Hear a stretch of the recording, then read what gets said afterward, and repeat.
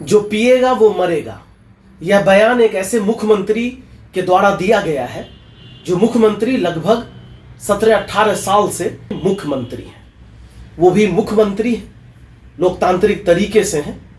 वो चिल्ला चिल्ला कर बोलते हैं कि जो पिएगा वो मरेगा, और जो बदलेगा, जो यह कहेगा कि कुछ भी हो जाए, अगर मैं किसी पार्टी में जाऊंगा तो मिट्टी में मिल जाऊंगा, उसका कुछ नहीं होगा। जब चाहे जनता को धोखा दे दे, वोट किसी और के नाम पर ले ले और किसी और के पास जाकर मिल जाए, उसका कुछ नहीं।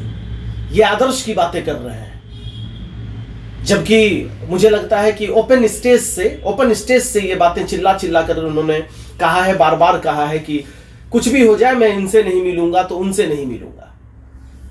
आप अभी इनका एक फोटो देख सकते हैं कि किस तरह विधानसभा में जो अभी सत्र चल रहा है, इनके चेहरे कितने गुस्से से लाल हैं।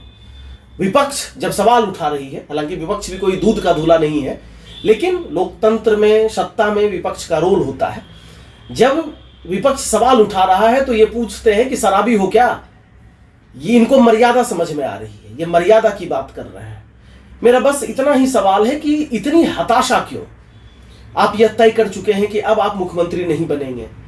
आप यह भी दिखाने की कोशिश कर रहे हैं कि अब आप किसी को मुख्यमंत्री बनाने के लिए एक बड़े अभिभावक के रूप में काम कर रहे हैं। फिर इतनी बौखलाहट क्यों, इतनी हताशा क्यों?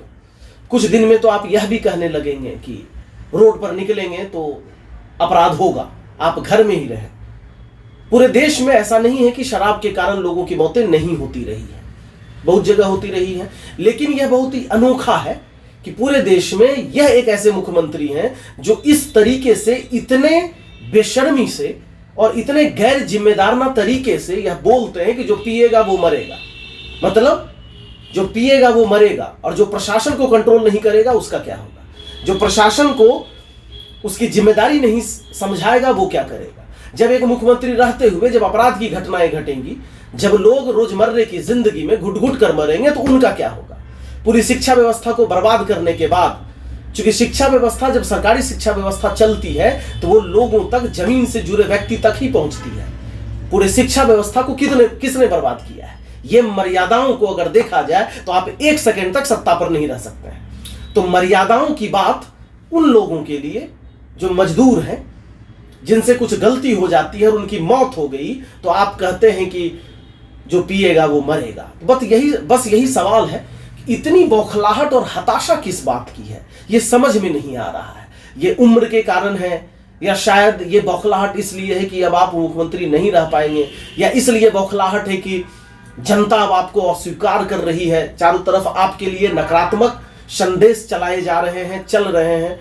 तो अगर ये सब बौखलाहट है तो मुझे लगता है कि आपका बौखलाहट जायज है, क्योंकि जनता त्राहिमाम है। और जिस तरह से आपने यह बातें कही, जो पिएगा वो मरेगा, याद रखिए रावण का भी अहंकार टूटा था।